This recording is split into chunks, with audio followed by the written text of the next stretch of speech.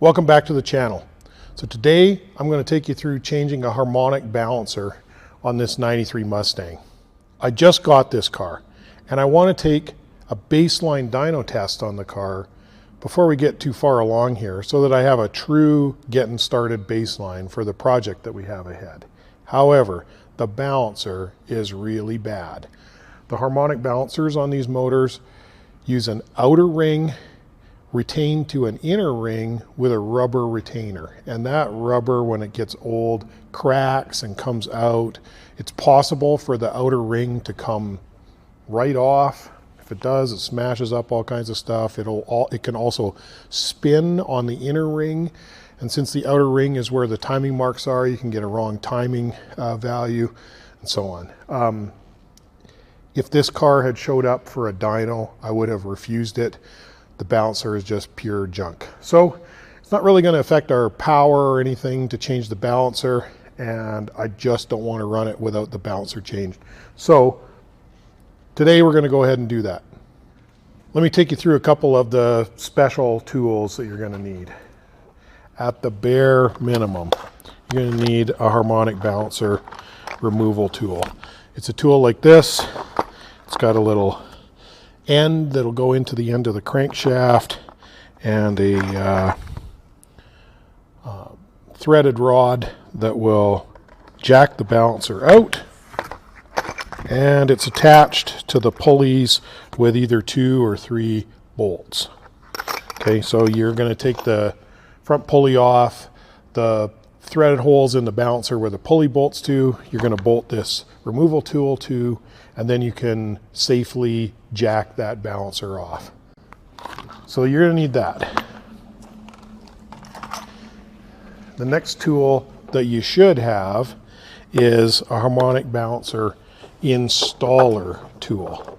So one of these tools typically has an end that threads into the end of the crankshaft.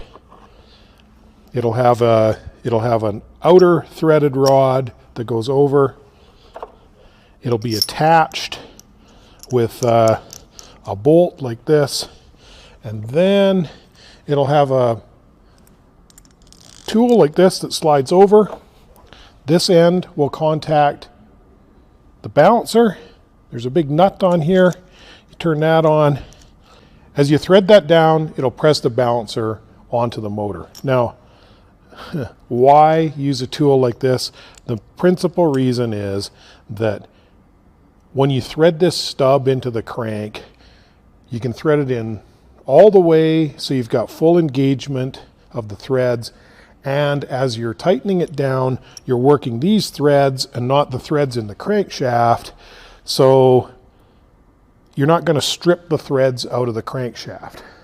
I know a lot of you guys are not going to have that tool. Sometimes you can borrow it from a parts store, but at the very minimum, if you think you're going to do this with a bolt, go to your hardware store and get yourself a 5/8 fine thread bolt, 2 1/4 inches long. This is longer than the actual harmonic balancer bolt, and use either a washer off of an old motor or get a grade 8 washer, a thin washer for this. And because you're starting with a longer bolt, you're going to get a better thread engagement in the crankshaft before it starts to apply any pressure to the balancer when you thread it in. And that reduces the chances of tearing the threads out of the crank. And if you tear the threads out of the crank, you're going to have a really bad day. Outside of the special tools, this job is relatively straightforward. I'm going to do it on the 4-post lift here. You can do it on jack stands. It's best done from underneath the car, and we don't have to strip too much off of the front of the car, but we're going to take off the fan shroud, obviously the crank pulley, and the belt. There's a couple best practice things you should do before you start. Disconnect the battery is one. You just have to disconnect the ground. That'll save you some grief. And the next is we're going to set the motor at top dead center on number 1 compression. After I disconnect the battery, my next thing is I'm going to take out the fan and shroud, get that stuff out of the way. The fan bolts, fan retainer bolts, or water pump pulley retainer bolts are 7/16. The reason to do this before you take the belt off is because the belt will help to hold the assembly in place, make it easier to loosen it off. I always Ziploc everything so we don't lose it. Just use an 18mm combo wrench. It'll give you the space to clear the fan shroud. You back off your tensioner, slip the belt off the alternator.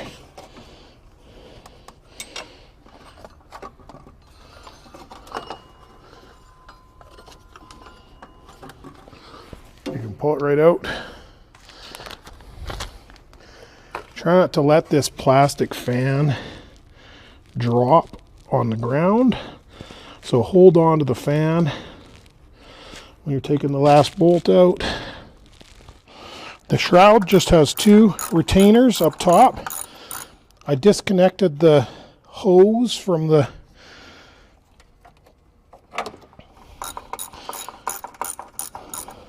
overflow bottle. There's these 2 retaining screws up top, and then it goes into little tabs in the bottom. So if you take these 2 out from the top, you can lift the whole thing out. And we should be able to lift it out with the now loose fan and the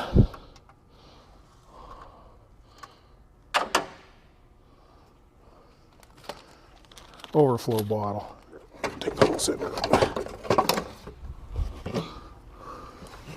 The car had a little clinky clink sound while it was running. So we're in here doing this balancer. Look at this. I don't know if I can get a... That water pump is gone. Probably easier to see what's going on now without the fan shroud and the belt. But you can see the rubber coming out here. I know it's coming out up on the other side there too. This was actually whipping around in there. This outer ring can come right off. It's not good. So we got to get rid of that. We got to get these bolts out of the pulley, and then we should try and get this car set at top dead center, just to be best practice, and then we'll start working on getting the balancer off. It sounds counterintuitive, but more often than not, using an air gun is actually easier on this stuff. Now I know you're gonna say, hey Matthew, you shouldn't use a socket like this with a air impact, but these bolts aren't that heavy, and we need the clearance. Let's put those bolts away.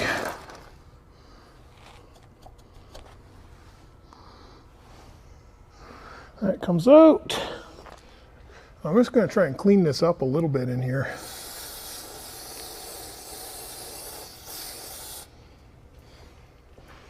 Before I take this out.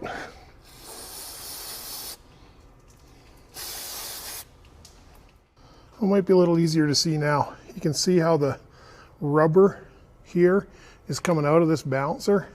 It's pressing out here. It was actually out and then loose and flipping around in there. Another thing I discovered since I sprayed a little brake clean up in there to try and reduce the amount of rubbish that's in behind there. Try and reduce the amount of crap we get in the oil pan. You see this ultra copper here? That's not factory. So somebody's been in the front of this motor at some point. You can call this an affectation if you want, but before I do this kind of job, I like to get the motor in a known state. And that best known state is top dead center, cylinder 1 compression. So put a wrench on here, we'll turn it clockwise. We can see the marks coming into focus there.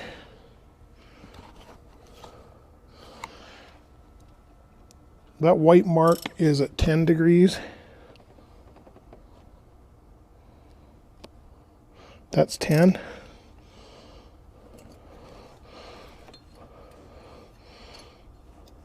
That's 0 right there.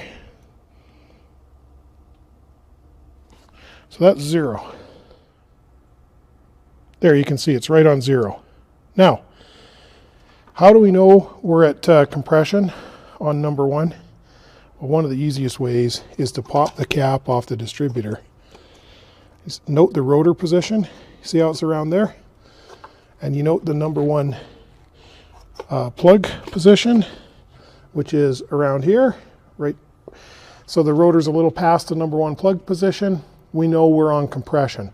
If we were on exhaust, then the rotor would be pointed this way, not that way. So we know for sure we're on compression. Now, why do this? Well, number 1 is if you have it at 0 degrees, the keyway will be at the top of the crank. So that's a little more convenient. It definitely isn't going to fall out or fall into the pan.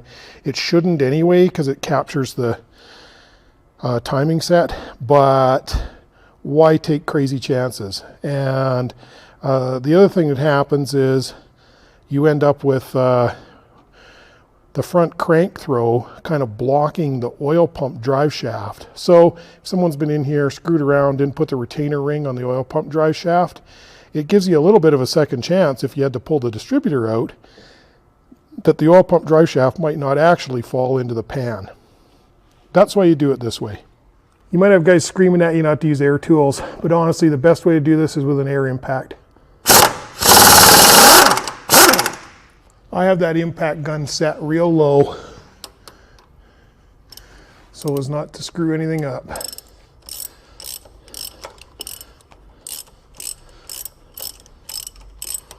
And don't put it in with an air impact. That's for sure. But to get it out, that impact is usually the best way.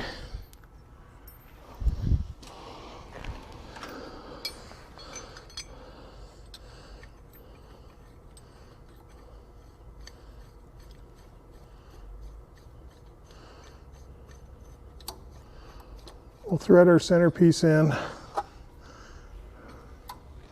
We'll put our end on.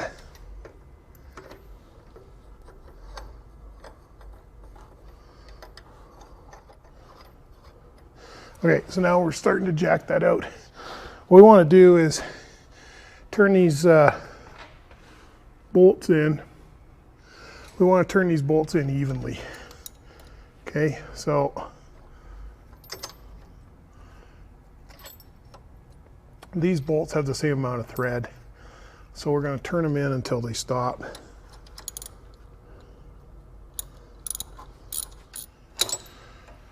Should be about the same. Pull that out. We got to check that it's about even. Looks like it. And we'll thread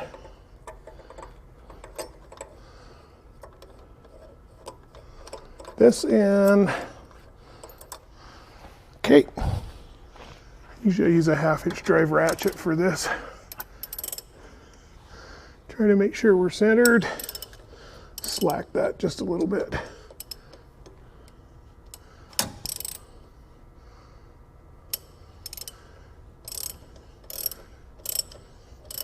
Okay.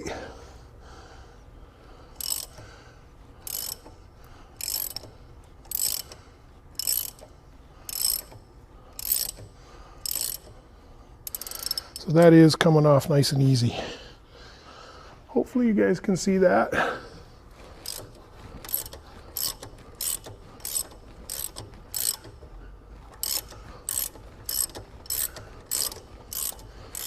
That's jacking out of there nice and easy.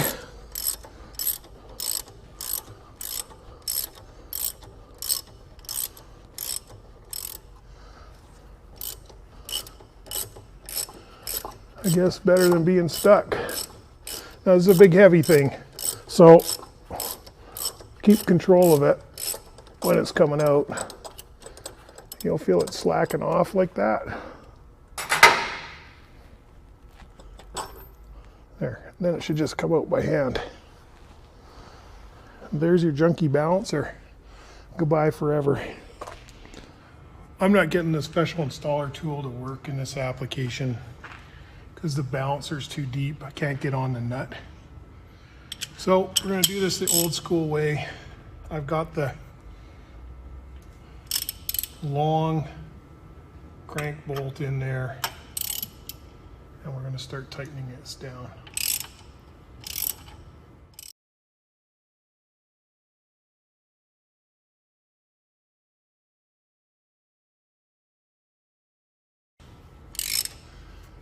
By the time you start getting any real force on here, you got a lot of threads engaged in the crankshaft.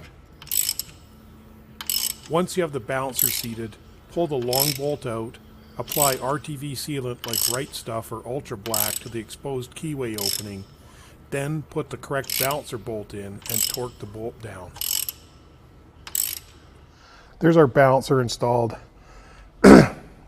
Now, I did a couple of things off camera. Most notably the final torque. It was just a little bit of a go around. The car's an automatic, so no matter what you do, whether it's in park or whether you put it in drive or whatever, this is going to turn freely. If it's a manual, you can just put it in a forward gear and block the tires, and you're going to be able to get the torque on it. If it's out on a bench, which is honestly where I normally do these balancers, then you can get a wrench on a flex plate or flywheel bolt and hold it that way.